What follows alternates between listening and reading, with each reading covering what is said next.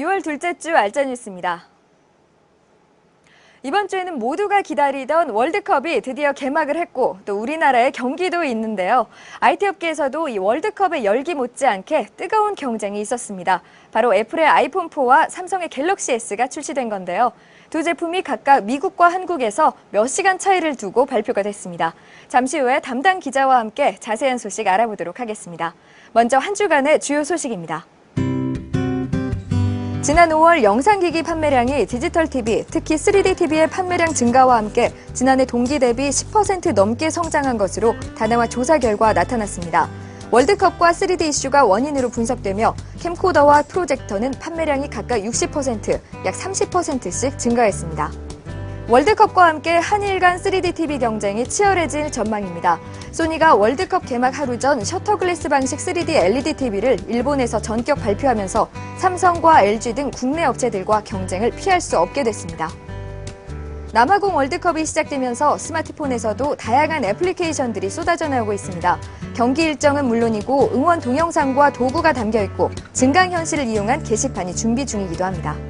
한편 월드컵 관련 기업 이벤트와 마케팅도 눈에 띕니다. 3D TV 구매 고객에게 한국팀 득점 시마다 기프트 카드를 주거나 추첨을 통해 현금을 주기도 합니다.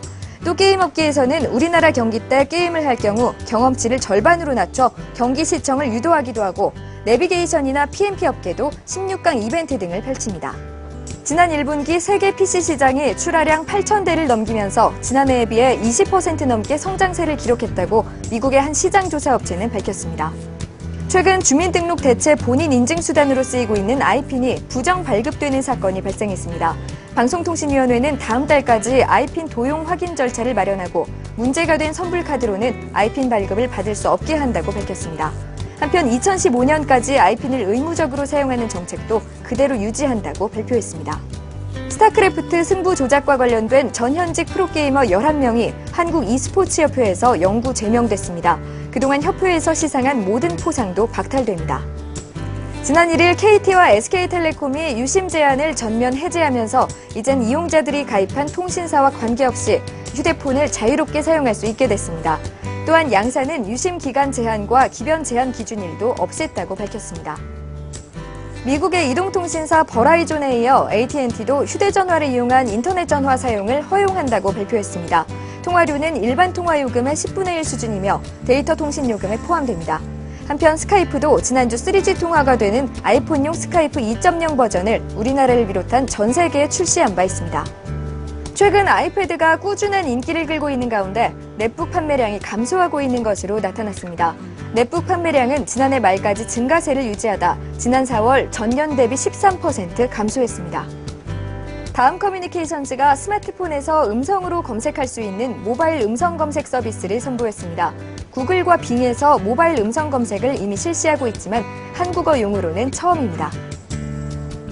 우리 시각으로 지난 8일 새벽 애플이 아이폰 4를 발표한 것 다들 알고 계시죠? 아이폰 4는 출시 이전부터 이미 수많은 스마트폰 애호가들의 관심을 한몸에 받아왔는데요. 이에 질세라 우리나라에서도 몇 시간 뒤에 삼성전자가 갤럭시 S를 선보이면서 두 기업의 경쟁 구도에 더욱 불이 붙은 상황입니다. 이 자리에 휴대폰 전문 이진 기자 나왔습니다. 네, 안녕하세요. 네, 안녕하세요. 네, 이번 주는 스마트폰 때문에 전 세계가 거의 동시에 떠들썩했죠? 네, 그렇습니다. 그동안 수많은 루머와 기대를 모아온 아이폰 신제품이 드디어 발표됐는데요. 해외 사이트 인가젯과 기즈모더 등을 통해 유출된 제품이 아이폰 신제품이 맞았습니다. 네, 이번 제품은 이전 버전인 3GS보다 3GS하고 디자인이나 그런 성능 면에서 많은 차이를 보인다고 들었거든요. 제품 스펙은 어떻게 되나요? 많은 분들이 알고 계신 것처럼 아이폰의 머리라 할 수 있는 프로세서부터 많은 부분에서 변화가 있었습니다. 프로세서는 아이패드에 들어간 것과 같은 1GHz A4 프로세서이며 화면 해상도는 종전 480, 320에서 960, 640으로 대폭 향상되었습니다. 내장 카메라는 손가락 터치로 자동 초점을 잡을 수 있는 500만 화소급이며 영상 통화를 위한 카메라도 들어갔습니다. HD급 동영상 촬영도 가능해졌고 무선 인터넷은 속도가 빠른 802.11n까지 지원합니다. 특히 영상 통화는 아직 아이폰 4 사용자끼리만 그것도 와이파이로만 사용이 가능하지만 큰 이슈가 된 기능입니다. 넓게는 아이폰 4의 전면 카메라 채용이 휴대폰 게임 업계에도 영향을 미치게 될 것이라는 분석도 나오고 있습니다. 네, 사실 근데 무엇보다 우리한테 중요한 거는 국내 출시 여부잖아요. 이 부분은 어떻게 되나요? KT도 곧바로 보도자료를 통해 정확한 날짜를 협의 중이지만 7월 중이라고 발표를 했습니다. 더불어 KT는 기존의 3GS 가격은 아이라이트 요금제로 2년 약정을 할 경우 절반 가격으로 낮춘다고 발표했습니다. 네, 아이폰 3GS 가격이 거의 반값으로 떨어진 거면 며칠 전에 사신 분들은 꽤나 안타깝겠어요. 그렇죠. 상당히 네. 아쉬운 일이죠. 네, 그러면은 또 그날 같은 날 몇 시간 뒤에 갤럭시 S를 삼성전자가 출시를 했는데 그 제품의 스펙은 또 어떻고 아이폰 4랑 굳이 비교를 해보자면 어떤지도 설명 좀 해주세요. 예, 하드웨어만 놓고 보면 두 제품이 막상막하입니다. 두 제품 모두 1GHz 프로세서를 탑재했고 내장 카메라도 500만 화소로 동일합니다. 갤럭시 S의 화면 해상도가 800/480으로 아이폰 4보다 낮지만 슈퍼 아몰레드를 채택했기 때문에 화질 면에서 우수합니다. 국내 소비자들이 원하는 지상파 DMB 시청 기능을 넣은 것도 강점입니다. 네, 두 제품이 모두 최신 기능이라고 좀 하잖아요. 정말 좋은 스펙이긴 네. 한데 사실 좀 잘 보면 단점도 있을 것 같아요. 좀 그렇죠. 부족한 면에는 어떤 것들이 있을까요? 아이폰은 단말기 일체형 배터리를 사용하고 있고 충전 포트 역시 애플 전용 방식을 사용하고 있기 때문에 충전용 액세서리를 항상 가지고 다녀야 한다는 점에서 불편합니다. 갤럭시 S는 사용할 수 있는 애플리케이션의 수가 상대적으로 적다는 점이 단점입니다. 네, 끝으로 네티즌들의 반응은 어떤지 그리고 기자가 보는 이 향후 전망은 어떤지도 설명을 좀 해주세요. 갤럭시 S와 아이폰 4는 제품별 특징이 다른 만큼 네티즌들 사이에서도 설전이 이어지고 있습니다. 갤럭시 S를 옹호하는 이들은 지상파 DMB, 인코딩이 필요 없는 음악 및 동영상 재생 등이 큰 장점이기에 한국 시장에서의 성공을 점치고 있습니다. 반면 아이폰 4 옹호자들은 해상도가 그 어떤 휴대폰보다 크고 멀티태스킹 등도 편리하게 이용할 수 있기 때문에 전작의 인기가 그대로 이어질 것이라는 반응입니다. 양사의 제품은 제조사 간 경쟁이라고도 할 수 있지만 SK텔레콤과 KT의 경쟁이라고도 볼 수 있는 만큼 앞으로의 반응이 기대됩니다.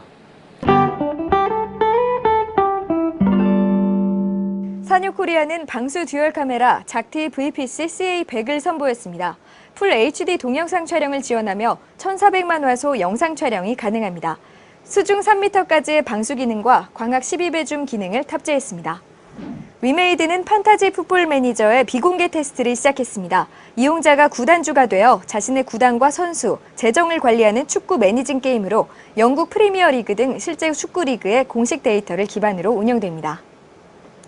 이번 주는 두 거대 기업의 스마트폰 발표와 월드컵 개막 등 전 세계적으로 떠들썩한 한 주였습니다. 우리나라 축구 대표팀의 선전을 기원하면서 이번 주 알짜 뉴스는 여기서 마칩니다. 고맙습니다.